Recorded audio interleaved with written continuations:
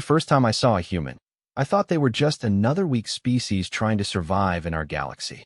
My name is Zektar, and I belong to the Vorthak Empire, the most powerful military force that has ever existed in the known universe. For over 3,000 cycles, we have conquered every world we've encountered. No species has ever stood against us, and lived to tell about it. That was before we met the humans. I was serving aboard the dreadnought Bone Crusher when we first detected the human homeworld they call Earth. Our scouts had been mapping the Outer Rim territories, cataloging new worlds for conquest and resource extraction. When the reports came back about this blue and green planet in a system they called Sol, nobody paid much attention. Just another primitive world with a young species that would fall within days of our arrival. The initial scans showed a civilization that had barely reached their own moon. Their technology was laughably primitive compared to ours. They had no faster-than-light travel, no energy shields, no plasma weaponry. Their largest military vehicles were crude metal contraptions that moved on tracks and fired simple projectile weapons.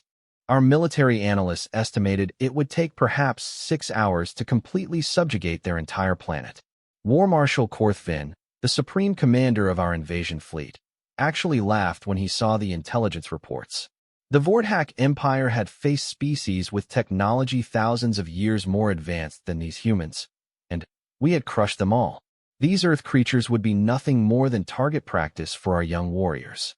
Our fleet consisted of 200 warships, including 12 dreadnoughts like the one I served on. Each dreadnought was 5 kilometers long and carried enough firepower to turn a small moon into space dust. We had conquered entire star systems with much smaller forces. For a single primitive planet, this was massive overkill, but War Marshal Korthvin wanted to make an example that would terrify other species in this region of space. The journey to their system took several months at maximum hyperspace velocity. During the voyage, I spent time studying the intelligence gathered about these humans. What I learned was puzzling. Unlike most primitive species we encountered, humans seemed to be constantly fighting among themselves. Their planet was divided into hundreds of separate nations, each with their own military forces. They had a long history of warfare that spanned their entire recorded civilization. Most primitive species were peaceful when we arrived, having no experience with serious conflict. They would surrender quickly once they saw the futility of resistance. But humans appeared to be a warrior species, though their weapons and tactics were primitive beyond measure. Our war scholars debated whether this might make them more dangerous than usual, but the consensus was that their internal conflicts had probably weakened them. A divided species could never mount an effective defense against a unified empire like ours. When we finally emerged from hyperspace at the edge of their solar system, I was on duty in the sensor array chamber. The vast emptiness of space around us seemed peaceful, with their small yellow star burning quietly in the distance. The third planet from that star looked so insignificant compared to the massive fleet we had brought to conquer it. Our ships spread out in perfect attack formation, a sight that had struck terror into countless civilizations before this moment. War Marshal Korthvin gave the standard ultimatum that we broadcast to every world before invasion.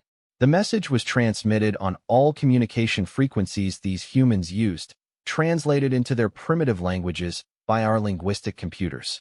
The demand was simple and had never been refused: immediate and total surrender, followed by the turning over of all governmental authority to the Vorthak Empire. Species that complied were allowed to live as slaves. Those that resisted were exterminated completely. The response from the human homeworld came faster than expected. Instead of the usual terrified pleas for mercy or confused questions about who we were, we received what could only be described as defiance. Multiple transmission sources on their planet sent the same message simultaneously: go to hell. The bridge crew of our dreadnought looked at each other in confusion. No species had ever responded to our ultimatum with such direct refusal, especially not in terms that could only be interpreted as an insult. War Marshal Korthvin's face darkened with rage. In the 3 centuries I had served under him, I had never seen him so immediately angry. Scan their planet again, he ordered. Look for hidden defenses, orbital weapons, anything that might explain this foolish courage. Our sensors swept across Earth with unprecedented thoroughness. The results were the same as before. No orbital platforms, no hidden weapons, no defensive installations that posed any threat to our fleet. Their most advanced military technology was still centuries behind our most basic equipment. Yet somehow, they had just told the most powerful military force in the galaxy to go to hell. The War Marshal's response was swift and brutal. He ordered the immediate bombardment of their largest military installations as a demonstration of our power. 12 plasma cannon volleys were fired from 3 of our dreadnoughts, targeted at what their primitive satellites had identified as major military bases. The beams of superheated energy streaked across space toward Earth's surface. Each shot contained enough destructive force to level a small city. We expected these demonstrations to break their will and lead to immediate surrender. Every other species had capitulated after seeing just one such display of our overwhelming technological superiority. But something unexpected happened when our plasma bolts reached Earth's atmosphere. Instead of the anticipated explosions and destruction, the energy beams simply disappeared. Our targeting computers registered direct hits, but there were no detonations, no impact signatures, no signs that our weapons had struck anything at all. Confused muttering spread across the bridge. Our weapons officer ran diagnostics on the plasma cannon systems, certain that some kind of malfunction had occurred. But every system showed normal operation. The shots had been fired correctly and had reached their intended targets. They had simply ceased to exist somewhere in Earth's upper atmosphere. War Marshal Korthvin ordered a second bombardment, this time with twice as many weapons aimed at the same targets. 24 plasma bolts raced toward the human homeworld, enough destructive power to eliminate entire mountain ranges. The result was identical to the first attack. Every single shot vanished without trace as it entered their atmosphere. Now there was genuine concern among our command staff. No known technology could simply absorb plasma cannon fire without producing any energy signature at all. Even the most advanced deflector shields created detectable interactions when struck by our weapons. But these humans seemed to be making our attacks disappear completely. The communications officer reported new transmissions coming from Earth's surface. The message was brief, but somehow more unsettling than their initial refusal. Thanks for the free energy. Please send more. For the first time in my military career, I saw uncertainty in War Marshal Korthvin's eyes. The humans had not only resisted our demonstration of force, but they seemed to be mocking our efforts. No primitive species should have possessed technology capable of absorbing our plasma cannon fire, yet the evidence was undeniable. Deploy scout ships for close reconnaissance, the War Marshal ordered. I want to know what kind of defenses these creatures are hiding. 6 of our fastest scout vessels moved toward Earth at maximum speed. These ships were designed for stealth operations, equipped with advanced cloaking technology and sensors capable of detecting virtually any kind of defensive system. If the humans had some kind of hidden technology, our scouts would find it. The scout ships reached Earth's orbital space without incident. Their sensors began detailed scans of the planet's surface, looking for any explanation for what had happened to our plasma cannon fire. What they found defied all our understanding of physics and technology. According to the scout reports, Earth's atmosphere had been somehow modified to convert incoming energy weapons into harmless electromagnetic radiation. The entire planet was surrounded by an invisible field that could neutralize any energy-based attack. But our scientists insisted this was impossible. No known technology could create such a field, and certainly not a primitive species that had barely achieved spaceflight. More disturbing was what the scouts discovered about human military activity. Instead of the panic and chaos we expected after our bombardment attempt, Earth's military forces were mobilizing with remarkable speed and coordination. Their separate nations were apparently putting aside their conflicts to form a unified defense against our invasion. This level of cooperation between former enemies was unprecedented in our experience. The humans were also launching spacecraft at an impossible rate. Our initial intelligence had indicated they possessed perhaps a few hundred small vessels capable of reaching their own moon. But now thousands of ships were rising from their planet's surface, far more than their industrial capacity should have been able to produce. War Marshal Korthvin studied the scout reports with growing frustration. Everything about this species contradicted our expectations and our vast experience with conquest. They had technology that shouldn't exist, unity that shouldn't be possible, and manufacturing capabilities that defied logical explanation. Prepare for full planetary assault, he finally declared. Whatever tricks these humans are using, they cannot withstand the combined firepower of our entire fleet.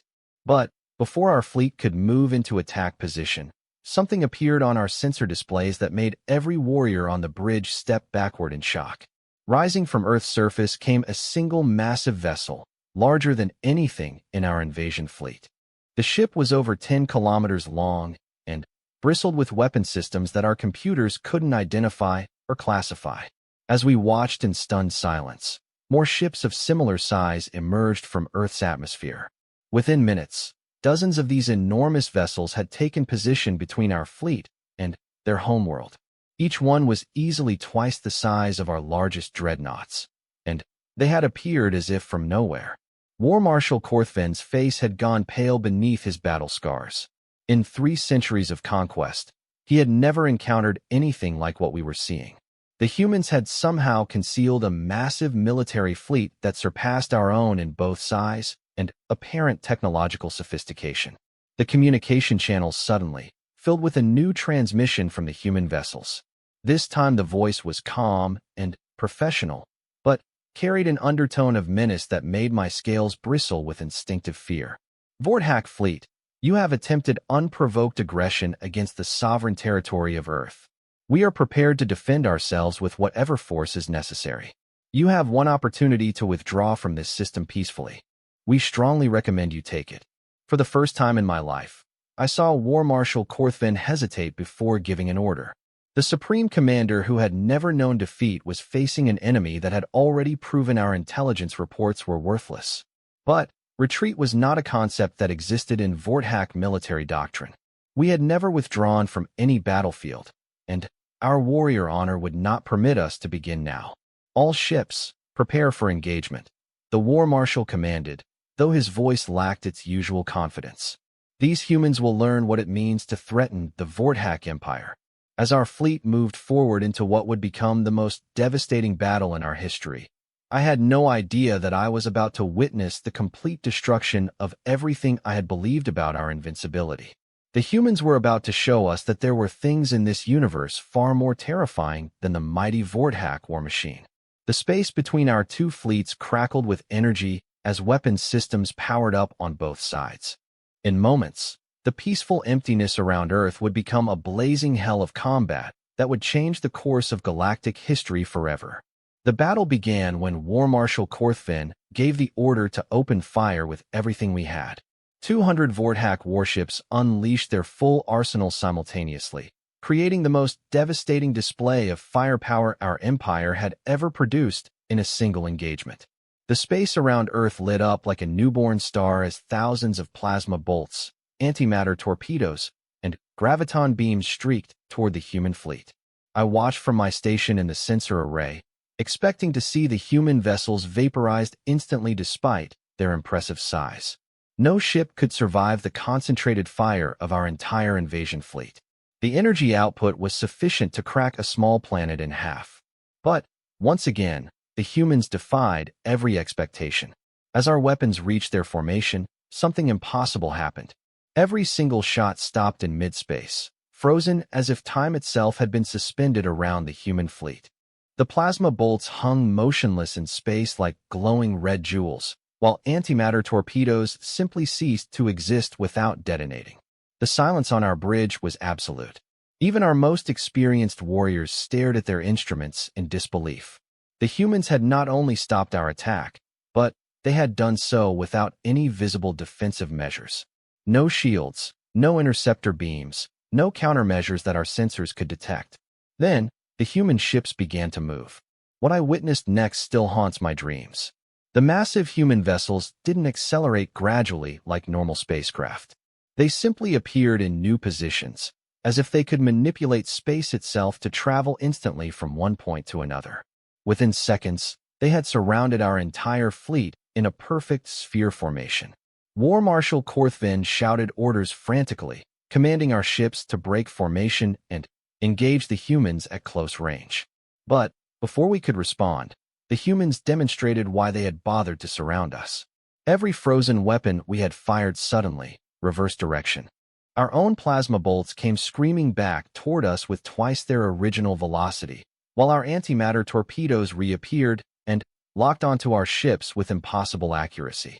We were being attacked by our own weapons, enhanced and redirected by technology we couldn't comprehend. The first ships to die were 3 of our heavy cruisers positioned at the edge of our formation. The returning plasma fire struck them with such force that they simply ceased to exist. No explosions, no debris fields, just empty space where proud Vorthak warships had been moments before. Our own weapons had been turned into something far more destructive than we had ever imagined possible. Panic spread through the fleet as ship after ship fell to redirected fire that we couldn't defend against. Our shields, designed to repel energy weapons, were useless against attacks that seemed to bypass physical laws entirely. The humans were systematically destroying us with our own firepower, enhanced beyond recognition. War Marshal Korthvin ordered all ships to cease firing and attempt retreat, but it was already too late. The human vessels had created some kind of spatial distortion that prevented our ships from entering hyperspace. We were trapped in normal space, surrounded by an enemy that could manipulate the fundamental forces of reality. That was when the humans decided to show us their own weapons. The largest human vessel, which had positioned itself directly in front of our flagship, began to glow with an intense blue light. At first, I thought it was powering up some kind of energy cannon similar to our plasma weapons. But what emerged from that ship was unlike anything in our military databases. A beam of pure white energy extended from the human vessel toward one of our dreadnoughts. The beam didn't strike the ship or cause any visible damage. Instead, it seemed to scan the entire vessel from bow to stern in a matter of seconds. Then, the beam disappeared, and for a moment nothing seemed to happen. Suddenly, every system on the targeted dreadnought began shutting down.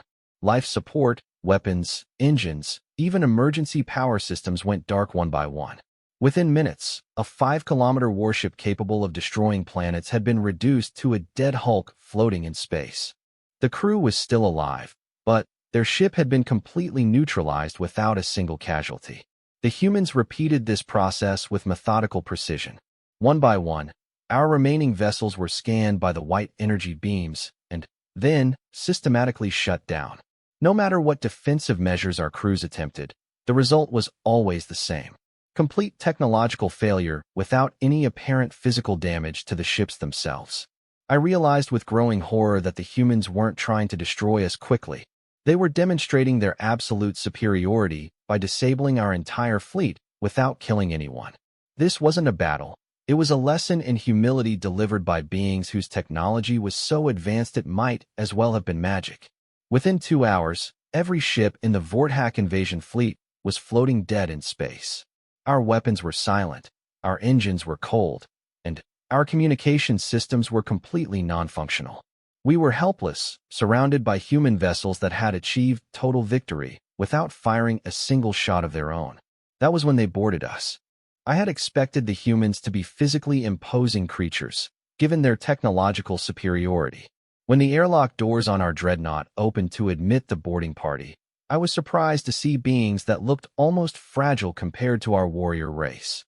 They were smaller than the average Vorthak, with soft skin and none of the natural armor plating that protected our bodies. But their equipment was clearly far beyond our understanding. They wore form-fitting suits that seemed to be made of a material that shifted and changed properties as I watched. Some carried devices that hummed with barely contained energy, while others held instruments whose purpose I couldn't even guess at. The leader of the boarding party was a female human with short dark hair and calm brown eyes. She spoke our language perfectly, though our intelligence reports had indicated that humans had no knowledge of Vorthak speech patterns. "I am Admiral Sarah Chun of the Earth Defense Force," she announced to our assembled crew. "Your invasion has been terminated. You will now be processed for repatriation to your home territory." War Marshal Korthvin, despite being completely defeated, still maintained his warrior's pride. He stepped forward to face the human admiral, towering over her smaller frame with his full 3-meter height. "I am War Marshal Korthvin of the Vorthak Empire," he declared in his most commanding voice. "I do not recognize your authority over vessels of the Imperial fleet. We demand to be treated as prisoners of war according to civilized conventions." Admiral Chen looked up at him with what I could only describe as patient amusement. "War Marshal, you attempted to commit genocide against an entire planet. Your demands carry very little weight under these circumstances." The human leader gestured to one of her subordinates, who stepped forward with a device that projected a three-dimensional image into the air between them. The image showed our home sector of the galaxy, with dozens of star systems marked in red.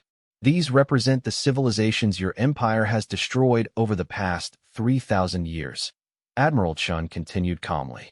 "According to our calculations, you've eliminated approximately 437 intelligent species, including their homeworlds and all associated colonies. The total death count is somewhere around 800 billion sentient beings." The numbers hung in the air like an accusation that could not be denied. Every Vorthak warrior present knew they were accurate. Our empire's expansion had been built on the complete destruction of everyone who stood in our way. It was the source of our strength and our pride. War Marshal Korthvin's expression didn't change, but I could see uncertainty creeping into his eyes. "Conquest is the nature of the strong. The weak exist only to serve the strong or be eliminated. This is the natural order of the universe." "Is it?" Admiral Chen asked quietly. The device in her subordinate's hands changed the display to show new star systems, these marked in blue. "These represent the civilizations that Earth has made contact with over the past 50 years since we achieved faster-than-light travel. 43 species, ranging from primitive agricultural societies to advanced technological civilizations. Not one of them has been conquered, enslaved, or destroyed." The War Marshal stared at the display with obvious confusion. "That is impossible. An expanding civilization must conquer territory and resources to survive. How could you contact so many species without subjugating them?" "We traded with them," Admiral Chun replied simply. "We shared knowledge, resources, and cultural exchanges. We formed alliances based on mutual benefit rather than domination. Every one of these species is now stronger and more prosperous than they were before contact with humanity." This was a concept so foreign to Vorthak thinking that several of our warriors actually laughed. The idea that contact between species could result in mutual benefit rather than conquest and subjugation was completely outside our cultural understanding. Admiral Chen seemed to expect this reaction. She nodded to another member of her team, who stepped forward with what appeared to be a simple communication device. "Perhaps you'd like to hear from some of these species directly," she suggested. The device activated, and, suddenly, the cargo bay was filled with voices speaking in various alien languages, each followed by a perfect translation into Vorthak. One by one, representatives of different species described their relationships with humanity. They spoke of shared scientific discoveries, cultural exchanges that had enriched both civilizations, and military alliances that had protected vulnerable worlds from aggressive empires. The most shocking testimony came from a species called the Kalari, whose homeworld we had tried to conquer 60 years earlier. Our fleet had been driven back by unexpected resistance, but we had assumed it was due to their superior technology. The truth was far different. Humans arrived in our system just days before the Vorthak invasion, the Kalari representative explained. They offered to help defend our world against an aggressive empire, asking for nothing in return except our friendship. Their technology allowed us to defeat the attackers without significant casualties on either side. I felt the blood drain from my faces as the implications became clear. The humans had been quietly interfering with Vorthak expansion for decades, protecting potential victims and turning what should have been easy conquests into costly defeats. Our recent military setbacks, which we had attributed to various factors, had actually been the result of human intervention. War Marshal Korthvin's composure finally cracked. "You have been manipulating galactic politics for decades, weakening the empire through deception and interference. This is hardly the honorable behavior you claim to represent." Admiral Chen's expression hardened slightly. "We've been protecting innocent species from genocide. If you consider that dishonorable, It says more about your values than ours." She gestured again, and the device displayed a new image. This one showed detailed recordings of Vorthack conquest operations, including footage of civilian populations being exterminated and entire cities being burned from orbit. The images were horrific even by our military standards, showing the complete ruthlessness of our expansion campaigns. "Every ship in your fleet carries complete records of your empire's atrocities," Admiral Chun continued. "We've copied and analyzed all of them during the boarding process. The evidence of systematic genocide is overwhelming." The human leader paused, studying War Marshal Korthvin's face before continuing. "Under normal circumstances, this would be sufficient justification for us to respond with equivalent force. Your empire has forfeited any claim to mercy or civilized treatment." A cold silence fell over the cargo bay. Every Vorthack warrior present understood the implication. The humans could wipe out our entire species just as we had wiped out so many others. They had demonstrated the technology to do so, and they certainly had the moral justification. But Admiral Chen wasn't finished with her revelations. "However, we've discovered something interesting in your historical records. The Vorthack Empire wasn't always a genocidal civilization. Your species was quite different 3,000 years ago, before the period you call the Great Awakening." The display changed again, showing ancient Vorthack art and literature from before our empire began its expansion. The images depicted a culture that valued honor, justice, and protection of the weak. It was almost unrecognizable as the same species that now ruled through fear and destruction. According to your own historical accounts, the Great Awakening was triggered by contact with an extremely aggressive alien species that nearly destroyed your homeworld. Your ancestors fought them off, but the experience convinced them that the universe was inherently hostile and that preemptive conquest was necessary for survival. War Marshal Korthvin's eyes widened with shock. This was information from the most classified archives of our empire, known only to the highest levels of government. The fact that these humans had accessed and analyzed our most secret historical records was terrifying in itself. "The species that attacked you 3,000 years ago," Admiral Chun continued relentlessly, "was completely exterminated by your counterattack. But your civilization never recovered from the trauma of that contact. You became the very thing you originally fought against." The implications of her words hit me like a physical blow. Our entire culture, our belief system, our justification for 3 millennia of conquest and genocide was based on a trauma response to a threat that had been eliminated thousands of years ago. We had become monsters because we were afraid of monsters, never realizing that we were the only monsters left. Admiral Chun allowed the weight of her revelation to settle over our assembled crew before continuing. The cargo bay remained silent except for the quiet hum of human technology that surrounded us. Every Vorthack warrior present was struggling to process the idea that our entire civilization had been built on a foundation of misunderstood fear. "The question now," Admiral Chen said quietly, "is what we do with this knowledge." She moved closer to War Marshal Korthvin, her small human frame somehow commanding more presence than his imposing warrior bulk. "Your empire represents an existential threat to every peaceful civilization in this galaxy. Left unchecked, you will continue your expansion until every other species is extinct." The War Marshal straightened, attempting to regain some of his lost authority. "The Vorthack Empire spans 200 star systems. Our military consists of over 50,000 warships and billions of warriors. You cannot possibly believe that one small fleet could threaten our entire civilization." Admiral Chen smiled, but there was no warmth in the expression. "War Marshal, you still don't understand what you're dealing with." She nodded to her subordinate, who activated another holographic display. This one showed the current position of Earth's fleet, but the scale was much larger than I had expected. Instead of the dozens of massive vessels we had encountered, the display revealed thousands of ships spread throughout our galaxy. "This is our rapid response force," Admiral Chun explained casually. "We currently have defensive positions around every inhabited world within 500 light-years of Earth. We've been building this network for the past 30 years, ever since we first became aware of your empire's expansion pattern." The implications were staggering. While we had been focused on our latest conquests, the humans had quietly deployed a military force that dwarfed our own. Every major population center in our galaxy was already under their protection, and we had never detected their presence. "How many ships?" War Marshal Korthvin asked, his voice barely above a whisper. "Currently deployed?" "About 12,000 vessels of various classes." Admiral Chen gestured, and the display zoomed in to show individual ship formations.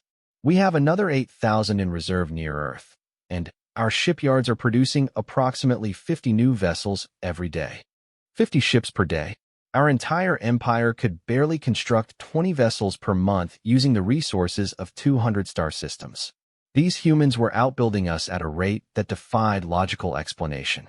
"Your production capacity is impossible," I found myself saying, speaking for the first time since the humans had boarded our ship. No single planet could support that level of manufacturing. Admiral Chun turned to look at me with interest. "You're correct. Earth alone couldn't support our current industrial output." She gestured again, and the display showed our local region of space in incredible detail. However, Earth isn't our only manufacturing base anymore. The hologram revealed something that shocked me to the core. Hidden within asteroid fields, tucked behind moons, and concealed within nebulae were hundreds of massive industrial complexes. Each one was larger than the biggest cities on our homeworld, and they were all working continuously to produce ships and equipment for the human fleet. "We've been building automated manufacturing facilities throughout this region for decades," Admiral Chen explained. "Each complex is capable of converting raw materials into finished starships without any biological oversight. We've essentially industrialized half the galaxy while your empire was focused on conquest."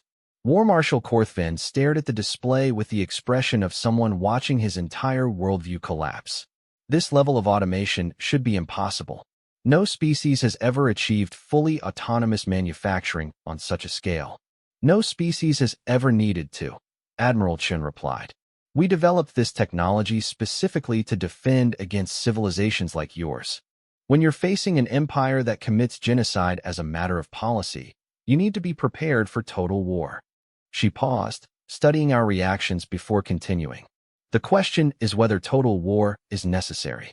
The human leader gestured to a new member of her team, an older man with gray hair and kind eyes that reminded me disturbingly of my own grandfather. When he spoke, his voice carried an authority that even Admiral Chen seemed to respect. "I am Dr. Marcus Webb, Earth's chief xenopsychologist," he announced. "I've spent the last 40 years studying the psychological patterns of aggressive civilizations. In particular, I've been analyzing the long-term effects of trauma on cultural development." Dr. Webb activated his own holographic display, showing comparative data from dozens of different species.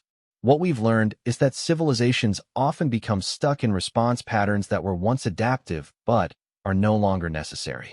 The Vorthak Empire's aggressive expansion began as a rational response to an existential threat, but it has continued long after that threat was eliminated." He highlighted specific sections of the data, showing psychological profiles that made uncomfortable parallels to human behavior. "In human psychology, we call this post-traumatic stress disorder. An individual who has experienced severe trauma may continue to react as if they are still in danger, even when they are completely safe." The comparison was deeply unsettling. Dr. Webb was essentially arguing that our entire civilization was suffering from a collective psychological disorder that had persisted for 3,000 years. "The good news," he continued, "is that trauma responses can be treated. Individuals can learn to recognize when their fear responses are no longer appropriate and develop healthier ways of dealing with perceived threats." War Marshal Korthvin's voice was dangerously quiet. "You are suggesting that the Vorthak Empire requires medical treatment." "I'm suggesting that your civilization is sick," Dr. Webb replied calmly. "You've been fighting an enemy that no longer exists, destroying innocent species because you're afraid of being destroyed yourselves. This is not strength, it's a pathological response to ancient trauma." The cargo bay fell silent again as the full implications of his words sank in. The humans weren't just militarily superior to us. They understood us better than we understood ourselves. They had analyzed our culture, identified the source of our aggressive behavior, and develop strategies to address the underlying psychological causes. Assuming you are correct, War Marshal Korthvin said slowly, what would you propose to do about this alleged disorder? Admiral Chen stepped forward again. We have two options. The first is complete elimination of the Vorthak Empire as a threat to galactic peace. We have the military capability to sterilize every world in your territory within 6 months. She let that sink in before continuing. The second option is what we're calling the rehabilitation protocol. We help your civilization overcome its trauma response and develop into the peaceful, honor-based culture you were before the Great Awakening. I couldn't believe what I was hearing. These humans had the power to wipe out our entire species, and they were offering to help us instead. It contradicted everything I thought I knew about the nature of power and conquest. Why would you choose rehabilitation over elimination? I asked. We have been your enemies for decades. We have destroyed civilizations that were under your protection. Why not simply remove the threat we represent? Dr. Webb smiled sadly. Because genocide is never the right answer, no matter who commits it. If we destroyed your entire species, we would become the very thing we're fighting against. He activated another display, showing historical examples from Earth's own past. Humans have also struggled with trauma responses and cycles of violence. We've learned that hatred only breeds more hatred, and that the only way to truly end a conflict is to address its underlying causes. The display showed images of wars, destruction, and suffering that clearly came from human history. But it also showed examples of former enemies becoming allies, of cycles of violence being broken through understanding and cooperation. Your species isn't evil, Dr. Webb continued. You're afraid. You've been afraid for so long that you've forgotten how to be anything else. But fear can be overcome if you're willing to confront it honestly. Admiral Chen nodded in agreement. The rehabilitation protocol would involve a complete restructuring of Vorthak society. Your military would be disbanded, your government would be reformed, and your entire population would undergo psychological treatment to address the trauma responses that have dominated your culture for millennia. War Marshal Korthvin looked appalled.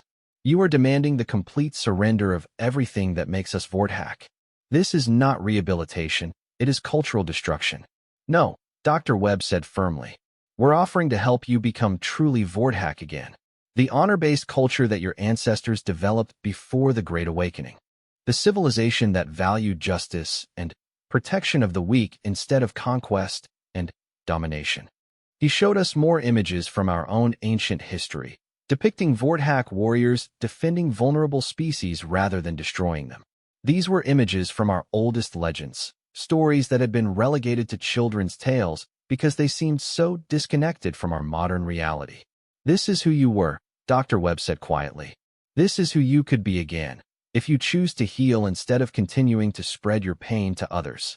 I found myself staring at those ancient images with a mixture of longing and disbelief.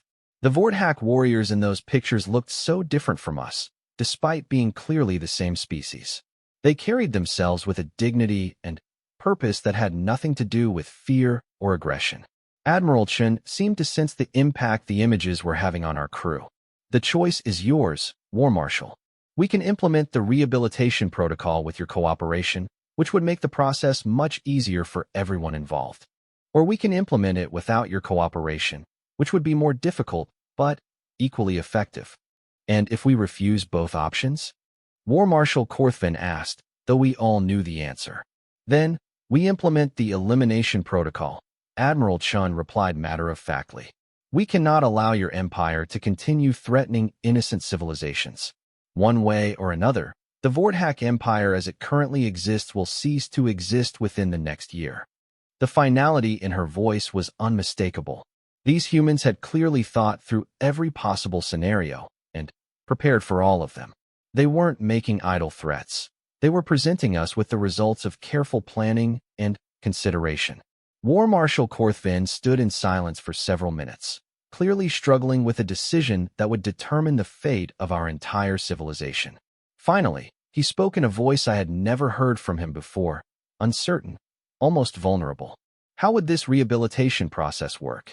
Specifically, what would happen to our people? Dr. Webb stepped forward again. The process would take approximately 10 years to complete. During that time, your population would be gradually relocated to smaller communities where they could receive individual psychological treatment while learning new cultural values. He activated a new display showing detailed plans for Vorthak resettlement. Your warrior caste would be retrained for construction and defense roles, focused on building rather than destroying. Your leadership would be gradually replaced with individuals who demonstrate psychological health and commitment to peaceful coexistence. And our military traditions? One of our junior officers asked. Honored and preserved, but redirected toward protective rather than aggressive purposes, Dr. Webb replied. Physical courage and martial skill are valuable traits. We would help you channel them toward defending the weak rather than conquering them. Admiral Chen added. Many of your warriors would be invited to join the galactic defense force we're establishing. Their combat experience would be invaluable for protecting peaceful civilizations from other aggressive empires. The offer was almost too good to believe. Instead of being destroyed or enslaved, we were being offered the chance to become part of something larger and more meaningful than conquest. Our skills would still be valued, but directed toward purposes that actually serve the greater good. War Marshal Korthvin looked around at his assembled officers, seeing the same mixture of hope and disbelief in their faces that I felt in my own hearts.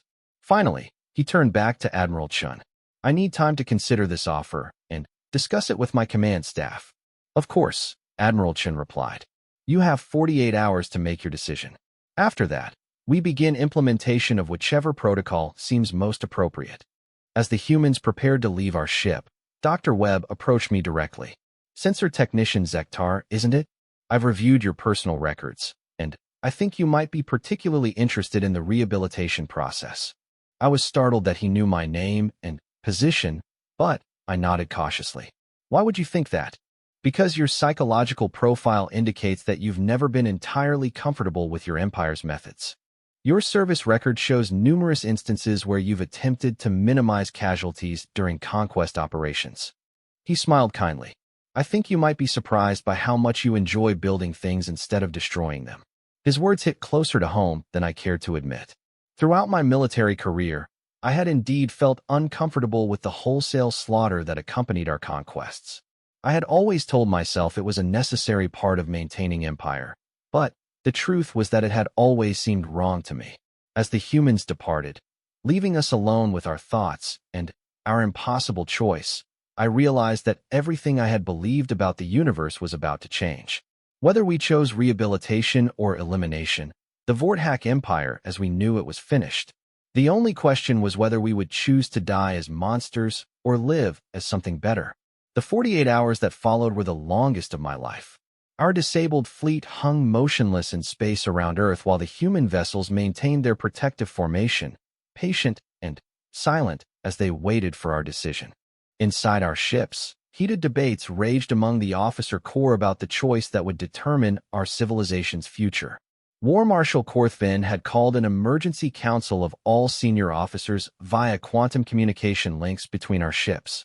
The main view screen in our conference chamber showed dozens of battle-scarred faces, each representing centuries of military experience and unwavering loyalty to the Empire.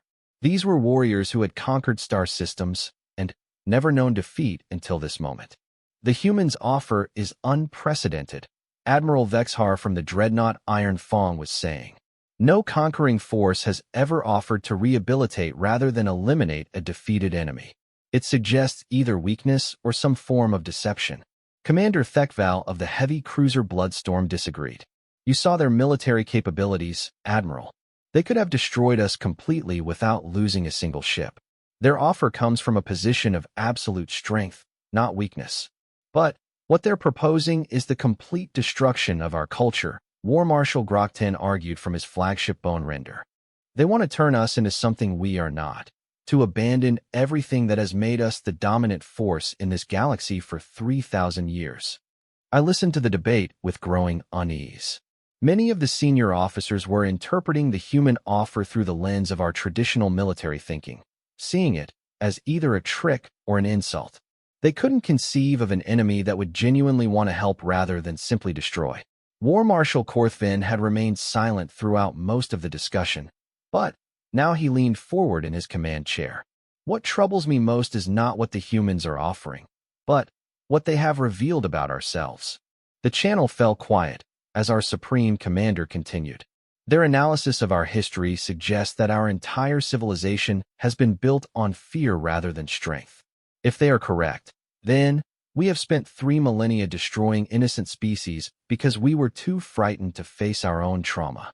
Admiral Vexhar's scarred face twisted with disgust. You would believe the propaganda of our enemies over the traditions of our ancestors. I would believe the evidence, War Marshal Korthvin replied calmly. The humans provided detailed historical records that we ourselves had classified beyond the highest security levels. Their analysis is based on our own data, not their propaganda. He activated a holographic display showing the comparative data Dr. Webb had presented. Look at these psychological profiles objectively, without the bias of our cultural conditioning. Do you see a warrior race responding to legitimate threats, or a traumatized species lashing out at imagined enemies? The data was damning when viewed from this new perspective. Our expansion patterns, our target selection, our methods of conquest, all of it fit the profile of a civilization driven by irrational fear rather than strategic necessity. Commander Zelna from the destroyer wing spoke up. Even if their analysis is accurate, does it matter? We are what we have become. Our strength comes from our willingness to destroy anyone who threatens us.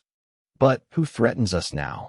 I found myself asking, surprised to hear my own voice in this assembly of senior officers. The humans have shown us that we face no existential threats. Every species we've encountered in the past millennium has been technologically inferior to us. We've been fighting defenseless civilizations and calling it strength. War Marshal Korthvin nodded approvingly. Sensor Technician Zektar raises an important point. When was the last time we faced an enemy that posed a genuine threat to our survival? The silence that followed was telling. None of us could remember a conquest where the enemy had been anything more than a minor inconvenience. Our victims had been farmers, artists, scientists, peaceful beings who had never shown any intention of threatening anyone. Admiral Vexhar struggled to maintain his position. We conquered them before they could become threats. Our preemptive action protected the Empire from future dangers. Did it? Dr. Webb's voice came from behind us, causing every warrior in the conference to spin around in shock. The human xenopsychologist was standing in the entrance to our conference chamber, somehow having bypassed every security system on our ship. How did you get here? War Marshal Korthvin demanded, his hand moving instinctively toward his sidearm. Dr. Webb smiled apologetically. I'm sorry for the intrusion, but I thought it might be helpful to address some of the concerns being raised in your discussion. He gestured mildly, and our weapons systems indicated that our personal arms had been safely deactivated. I hope you don't mind the security precaution. The casual way he had infiltrated our most secure area and neutralized our defenses was more unsettling than any show of massive firepower could have been. This elderly human had walked through our military protections as if they didn't exist. To answer Admiral Vexhar's question, Dr. Webb continued conversationally. Your preemptive conquests have not protected you from anything. In fact, they have made you less safe by creating the very threats you fear. He activated a holographic display that showed the current political situation in our galaxy. Your aggressive expansion has forced peaceful species to develop defensive alliances. They're sharing technology, combining military resources, and creating mutual defense pacts specifically to protect themselves from your empire. The display revealed something that our intelligence services had somehow missed. Dozens of species we had considered primitive or irrelevant were working together to develop weapons and strategies capable of resisting Vorthack conquest. Our policies had turned potential allies into determined enemies. The Kalari Defense Network, the Centauri Research Consortium, the Galactic Communication Protocol, all of these were created as responses to your aggressive expansion, Dr. Webb explained. You have literally created the hostile galaxy you claim to be defending against. War Marshal Korthvin studied the data with obvious concern. These alliances represent a significant military threat. If they coordinate their efforts, they already are, Dr. Webb interrupted gently. The network has been active for over 2 decades. The only reason you haven't faced a coordinated response is that Earth has been mediating the conflicts and encouraging peaceful resistance rather than military action. He highlighted specific instances where human intervention had prevented larger wars. Every time one of these alliance members developed weapons capable of threatening your ships, we've negotiated agreements to limit their deployment. We've been protecting you from the consequences of your own actions. The implications were staggering. Not only had we created our own enemies, but those enemies had been restrained from attacking us only by the intervention of the very species we now faced. The humans had been preventing a galactic war that would have targeted the Vorthak Empire. Admiral Vexhar's composure finally cracked. You manipulated the entire political situation in this galaxy. You orchestrated our isolation while building your own alliance network. We prevented unnecessary bloodshed, Dr. Webb corrected. Your empire was heading toward a conflict that would have resulted in billions of casualties on all sides. We chose to prepare for peaceful resolution rather than military escalation. Commander Thekval leaned forward intently. What would have happened if we had refused to come to Earth? If we had continued our expansion instead of attempting to conquer your homeworld? Dr. Webb's expression grew sad. The Alliance would have declared war on your empire within 6 months. 43 species working together with shared technology and coordinated strategy. Your military advantages would have been overwhelmed by sheer numbers and unified purpose. He showed us projections of what that war would have looked like. The Vorthak Empire, for all its strength, would have been fighting a defensive battle against enemies attacking from every direction simultaneously. Our defeat would have been inevitable, but the cost would have been astronomical. We estimate that such a war would have resulted in the extinction of at least 12 species, including yours, Dr. Webb continued quietly.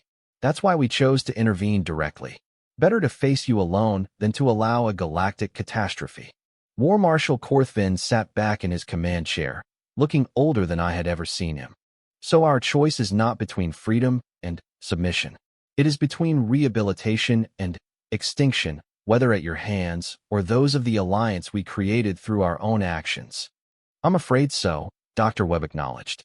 Your empire has reached the end of its current path. The question is whether you choose a new path or no path at all. The conference chamber fell silent as each officer contemplated the true scope of our situation. We hadn't just been defeated by a single powerful enemy. We had been outmaneuvered politically, strategically, and psychologically by beings who understood warfare on levels we hadn't even imagined. Tell us more about this rehabilitation process, War Marshal Korthvin said finally. What would actually happen to our people during these 10 years you mentioned? Dr. Webb nodded and activated a new display showing detailed plans for Vorthak resettlement. The process would begin with voluntary participation. We found that forced rehabilitation is much less effective than programs where individuals choose to participate.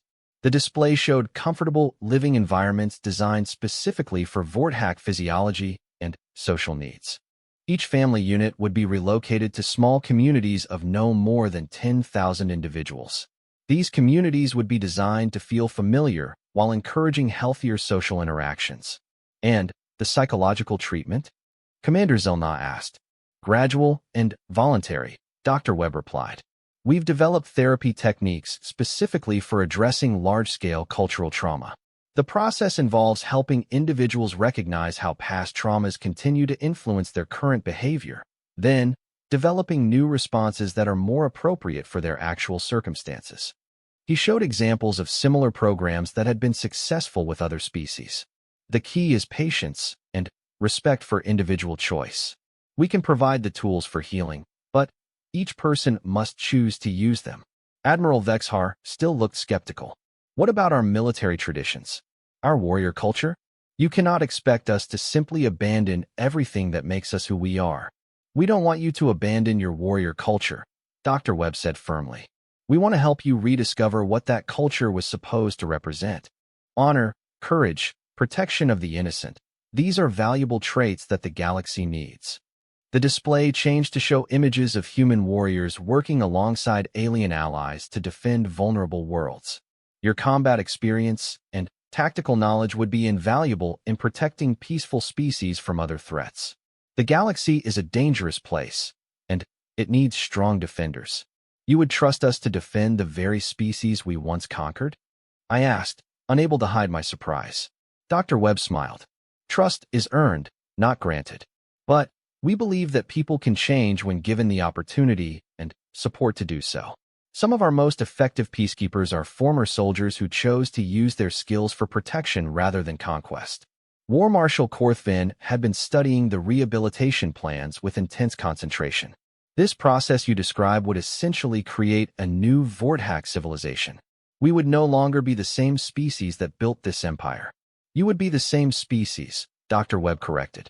You would simply be the healthy version of that species, free from the trauma responses that have dominated your culture for 3,000 years. He activated one final display, showing projections of what Vorthack society might look like after successful rehabilitation.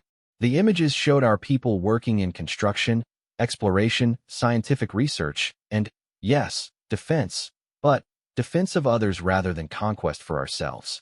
This is who you could become, Dr. Webb said quietly. A civilization that the galaxy respects and values rather than one it fears and resents. A culture that builds rather than destroys, that creates beauty rather than spreads suffering. The projections were beautiful and terrible at the same time. Beautiful because they showed us as beings of dignity and purpose, contributing to galactic civilization in ways that mattered. Terrible because they were so different from everything we had been for so long. War Marshal Korthvin stood slowly, his massive frame casting shadows across the holographic displays. I need to consult with my senior staff privately. Can you give us 1 hour to make our final decision? Dr. Webb nodded respectfully. Of course, but please remember, whatever you choose, it must be unanimous among your leadership. This process only works if your entire command structure is committed to change. As the human xenopsychologist left our conference chamber as silently as he had arrived, we were left to face the most important decision in our species' history. The choice was no longer between victory and defeat. That battle had already been decided. Now we had to choose between evolution and extinction, between becoming something better or ceasing to exist at all. The weight of our civilization's future hung heavy in the recycled air of our disabled ship, and time was running out. The hour that followed Dr. Webb's departure was filled with the most intense debate of our military careers. Every senior officer present understood that we were not just choosing our own fate, but the destiny of every Vorthack citizen throughout our 200-system empire. The decision would echo through generations, assuming we had any generations left to come. War Marshal Korthvin began the final discussion with uncharacteristic honesty. I must confess something to all of you. For the past 50 years, I have had growing doubts about the path our empire has taken. The admission sent shocked murmurs through the assembled officers. Our supreme commander had always been the epitome of unwavering conviction and martial pride. I have witnessed the destruction of 47 civilizations during my command, he continued quietly. Each time, I told myself it was necessary for the security of our empire. But many of those species posed no threat to us whatsoever. They were artists, philosophers, explorers, beings whose only crime was existing in territory we desired. Admiral Vexhar looked genuinely disturbed. War Marshal, these doubts, why have you never expressed them before? Because I believe them to be weakness, Korthvin replied. In our culture, questioning the necessity of conquest is considered a character flaw, a failure of warrior spirit. But the humans have shown us that questioning violence may actually be a sign of strength. He activated a personal log that I had never seen before, containing recordings of his private thoughts after various conquest operations. The entries revealed a leader tormented by the suffering he had caused, struggling to reconcile his actions with his deeper sense of honor. Listen to this entry from after the Centauri conquest, he said, playing an audio log from 15 years earlier. His own voice filled the chamber. The Centauri children watched us burn their museums and libraries. They did not cry or scream. They simply watched, as if they were trying to understand why we would destroy such beauty. I find myself wondering the same thing. The recording continued. Today we eliminated a species that had never built a single weapon of war. Their entire civilization was devoted to creating art and music that celebrated the beauty of the universe. We destroyed in 6 hours what had taken them millennia to build. How does this serve the Empire? How does this honor our ancestors? Similar entries followed, each revealing the psychological toll that our conquests had taken on even our most hardened commander. War Marshal Korthvin had been living with the same doubts that plagued many of us, but none of us had dared to voice them. The humans are offering us a chance to become what we were meant to be, he said after the recordings ended. Not the fearful, traumatized civilization we have become, but the honorable defenders we were before the Great Awakening twisted us into something monstrous. Commander Thekval nodded slowly. I have also questioned our methods, particularly the total extermination policies. Many of the species we destroyed could have been valuable allies if we had approached them with cooperation instead of conquest. But what guarantee do we have that the humans will honor their agreements? Admiral Vexhar asked, still clinging to his skepticism. How do we know this rehabilitation process is not simply a more sophisticated form of conquest? I found myself speaking before I could stop myself. Admiral, what choice do we have? If we refuse their offer, they will destroy us completely. If we accept, we at least have the possibility of survival and eventual redemption. But is survival worth the complete transformation of our entire culture? He pressed. Would we still be Vorthak if we accept their terms? War Marshal Korthvin considered this carefully. Let me ask you this, Admiral. When you look at our current culture, the genocide, the fear, the isolation we have created for ourselves, do you see something worth preserving? The question hung in the air like an accusation that could not be answered easily. Finally, Admiral Vexhar spoke in a voice barely above a whisper. No, I see something that has lost its way completely. Commander Zelna leaned forward intently. If we agree to rehabilitation, what happens to our current military structure? Will we be dissolved and scattered? According to their plans, military units would be kept together during the transition, War Marshal Korthvin replied, consulting the data Dr. Webb had provided. They believe that maintaining unit cohesion will help our people adapt to their new roles more easily. He showed us detailed organizational charts for the rehabilitation process. Our command structure would be gradually modified, with human advisors working alongside Vorthak officers to implement new protocols. Units that demonstrate successful adaptation would eventually be given full autonomy under the new system. And those who refuse to adapt? Commander Thekval asked, would be relocated to isolated communities where they could live peacefully but would have no influence over the rehabilitation of others, came the answer. The humans seem determined to avoid forced compliance, but they also will not allow resistant elements to sabotage the process. Admiral Vexhar studied the plans with obvious reluctance. It seems almost too reasonable to be real. In our experience, conquerors do not show such consideration for the welfare of their enemies. That is exactly the point, I realized aloud. We are judging them by our own standards, assuming they think the way we do. But everything they have shown us demonstrates that they operate from completely different principles. War Marshal Korthvin nodded agreement. They could have destroyed us easily, but they chose negotiation. They could have tortured information from us, but they simply copied our databases. They could have forced compliance, but they are offering voluntary participation. Their actions are consistent with their stated values. The debate continued for another 30 minutes, but I could see the consensus forming among the officers. Despite our cultural conditioning against showing weakness, despite our pride in our military traditions, despite our fear of the unknown future the humans offered, the logic was undeniable. We had reached the end of our current path, and the only choice was between transformation and extinction. Finally, War Marshal Korthvin called for a formal vote. All officers in favor of accepting the human rehabilitation offer. One by one, hands were raised throughout the conference chamber. Admiral Vexhar was the last to vote, his hand trembling slightly as he raised it above his head. The vote is unanimous, War Marshal Korthvin announced. May our ancestors forgive us for the path we chose, and may our descendants thank us for the path we are choosing now. When Dr. Webb returned to our ship precisely 1 hour later, he found us assembled in the main docking bay. War Marshal Korthvin stepped forward to address him formally. Dr. Webb, Admiral Chun, representatives of Earth and the Galactic Alliance. He began, his voice carrying the weight of 3,000 years of military tradition. The command staff of the Vorthak Imperial Fleet has voted unanimously to accept your offer of rehabilitation. Dr. Webb smiled with genuine warmth. I am very pleased to hear that, War Marshal. I believe you are making the right choice for your people and for the galaxy as a whole. However, War Marshal Korthvin continued, I must ask for one guarantee before we begin this process. Dr. Webb nodded attentively. What assurance do you need? That our people will be treated with dignity throughout the rehabilitation. That our children will not be punished for the crimes of their parents. That our culture will be healed rather than destroyed. You have my word, Dr. Webb replied solemnly. And, more than that, you have our commitment to transparency throughout the process. You will be full partners in designing the rehabilitation program, not subjects to be manipulated.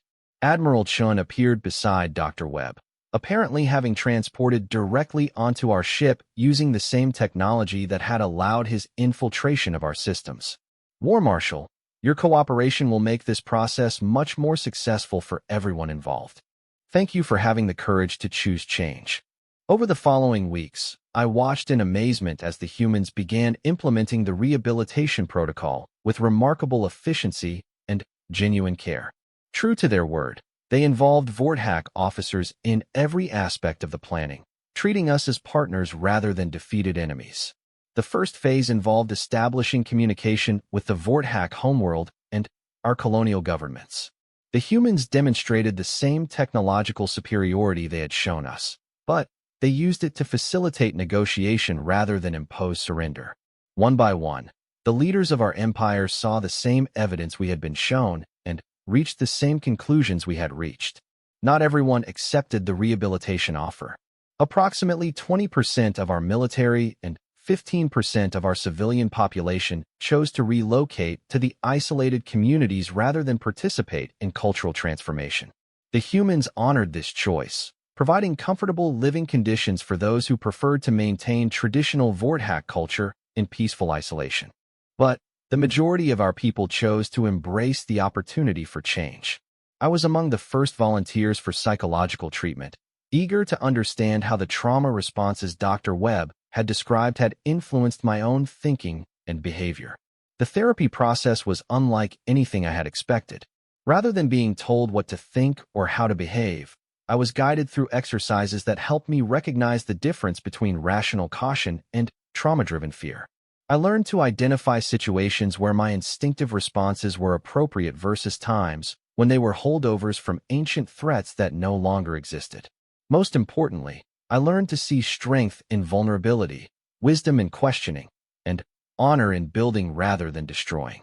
5 years into the rehabilitation process, I found myself serving as a construction supervisor on a project to build a new research facility on the former battleground where our fleet had been defeated. The irony was not lost on me. I was using my tactical planning skills to coordinate the building of a center for galactic cooperation on the very spot where I had once prepared for genocide. The facility would house scientists from 47 different species working together on projects to improve life throughout the galaxy. Former Vorthak warriors worked alongside former enemies, their strength and discipline now directed toward creation rather than destruction. War Marshal Korthvin, now addressed simply as Commander Korthvin, served as the facility's security chief. His strategic mind had proven invaluable in designing defensive systems that could protect the research center without threatening anyone else. The same tactical brilliance that had once conquered star systems now ensured that peaceful beings could work together safely. Dr. Webb visited the construction site regularly to monitor our progress, both psychological and architectural. During one of his visits, he approached me while I was reviewing building plans with a mixed crew of humans, Kalari, and Vorthak engineers. How do you feel about your new role, Zektar? He asked as we watched the diverse team working together with remarkable efficiency. I considered the question carefully before answering. I feel useful in a way I never did before. When I was destroying things, there was always a voice in my head asking why it was necessary. Now when I build things, every part of me knows it is right. Dr. Webb nodded with satisfaction. That voice was your true nature asserting itself despite cultural conditioning. You were never meant to be a destroyer, any more than humanity was meant to be conquerors. Do you think we can truly overcome 3,000 years of trauma and conditioning? I asked. I think you already are, he replied, gesturing toward the construction site where former enemies worked side by side. Change is possible when people choose to face their fears honestly and work towards something better. As I watched human children playing with young Vorthak and Kalari in the areas we had designated for family housing, I realized that Dr. Webb was right. The galaxy was healing, one relationship at a time, one choice at a time, one generation at a time. The Vorthak Empire was dead, but the Vorthak people were being reborn as something far greater than we had ever been as conquerors. We were becoming builders, protectors, and partners in the great work of galactic civilization. I had witnessed humans unleash their fury and obliterate everything I knew about the universe. But I had also witnessed them unleash something far more powerful than their weapons.